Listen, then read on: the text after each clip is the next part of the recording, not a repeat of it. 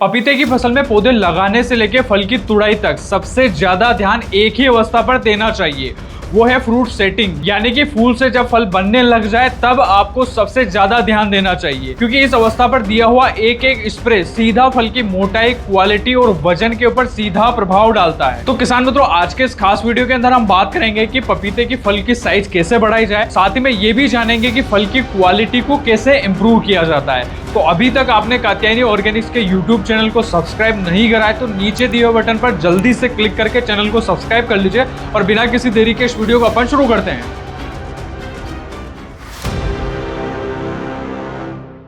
किसान मित्रों, इस वीडियो को हम 3 भागों में डिवाइड करेंगे। पहले भाग में हम जानेंगे कि फूल आने की अवस्था पर आपको क्या ट्रीटमेंट लेना है। दूसरे भाग में हम जानेंगे कि फूल से जब फल बनने लग जाए, जब फ्लावर सेटिंग हो, फ्रूट सेटिंग हो, तब आपको क्या क्या सावधानियां बरतनी है। और वीडियो के लास्ट भाग में हम जानेंगे कि फ्रूट जो लग चुके हैं ना, उनकी क्वालिटी को कैसे इंप्रूव किया जाए, वजन कैसे बढ़ाया जाए, मिठासपन कैसे ज्यादा से ज्यादा लाई जाए। ये सब कुछ अपन एक एक करके इस वीडियो में जानेंगे। तो किसान मित्रों, वीडियो को शुरू करते हैं और बात करते हैं वीडियो के पहले भाग के बारे में, यानी कि जब पपीते के अंदर फूल आने लग जाए ना, तब आपको कौन कौन से सावधानियां बरतनी है और कौन कौन से ट्रीटमेंट लेने हैं। किसान मित्रों, पपीते के अंदर फूल झड़ने की जो समस्या है ना, वो काफी ज्यादा देखी जाती है। अब ये फूल झड़ने के पीछे कई सारे कारण होते हैं। वातावरण के कारण भी ये फूल झड़ता है, पौधे को एबायोटिक स्ट्रेस आता है तो भी फूल झड़ने की समस्या आती है, साथ ही साथ में पोषक तत्वों की कमी होती है तो भी फूल झड़ने की समस्या आएगी, और फसल के अंदर लीफ कर्ल वायरस अगर आएगा ना, तो भी आपको फूल झड़ने जैसी समस्याएं काफी ज्यादा देखने को मिलती है। अब किसान मित्रों, पपीते की फसल के अंदर जो ये फूल झड़ने के पीछे जो कारण होते हैं ना, जो एबायोटिक स्टेट है, यानी कि वातावरण के कारण या फिर मौसम में टेम्परेचर अचानक ऊपर ज्यादा होता है, उसके कारण अगर फ्लावर ड्रॉपिंग की समस्या आ रही ना,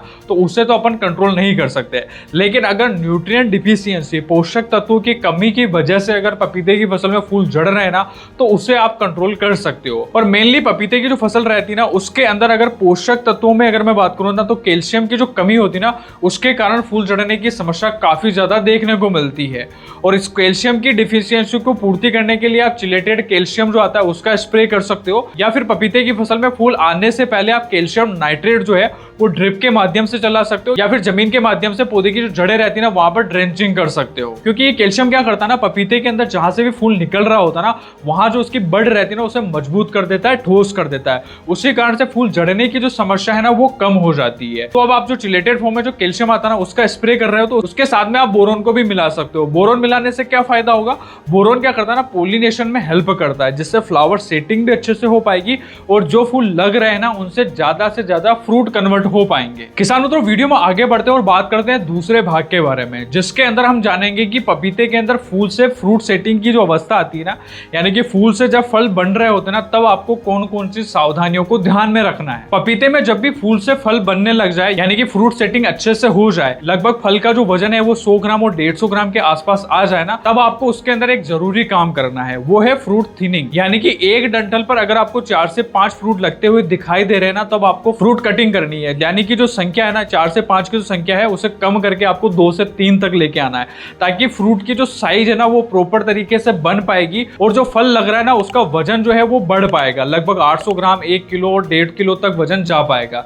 अगर आप फ्रूट थिनिंग करोगे तभी फल का वजन अच्छे से बन पाएगा। अगर एक बंच में 4-5 फ्रूट लगे हुए हैं ना, तो किसी भी फल का अच्छे से विकास नहीं हो पाएगा। और ये फ्रूट थिनिंग होने के बाद में आपको एक फंजीसाइड का स्प्रे कर देना है, और ये फंजीसाइड में आपको कॉपर ऑक्सीक्लोराइड लेना है, जिससे क्या होगा ना, जहां से भी आपने फ्रूट को कट कराया ना, वो कट वाला जो भाग रहता है ना, उसमें फंगस और बैक्टीरिया लगने के चांसेस रहते हैं। और ये फंगस और बैक्टीरिया इतने गंभीर हो जाते हैं ना, कभी कभी ये पौधे के अंदर एंटर हो जाते हैं और फसल के अंदर काफी ज्यादा फफूंद जनित रोग फैलाने का काम करते हैं। तो आपको ये गलती नहीं करना है। आपको जैसे ही आप फ्रूट थिनिंग करते हो, तब आपको फंजीसाइड का स्प्रे कर देना है, जिससे फसल के अंदर रोग लगने के जो चांसेस है ना, वो काफी हद तक कम हो जाए। किसान मित्रों, फ्रूट थिनिंग होने के बाद में एक समस्या और आती है। इस कंडीशन में क्या होता है ना, कि जो पौधे की पत्तियां रहती है ना, उनकी साइज जो है वो बढ़ नहीं पाती है, या फिर यूं कहूं कि पत्तियां जो रहती है वो ऊपर की ओर मुड़ना शुरू हो जाती है। अब ये जो पत्तियां छोटी रह जाना और पत्तियां ऊपर की ओर मुड़ जाने के पीछे कई सारे कारण होते हैं, जिनमें सबसे पहला कारण होता है वायरस का अटैक हो जाना। अब ये पपीते के अंदर वायरस जो रहता है ना, ये भी 2 प्रकार का होता है। पहला होता है अपवर्ड लीफ कर्ल वायरस, दूसरा होता है डाउनवर्ड लीफ कर्ल वायरस।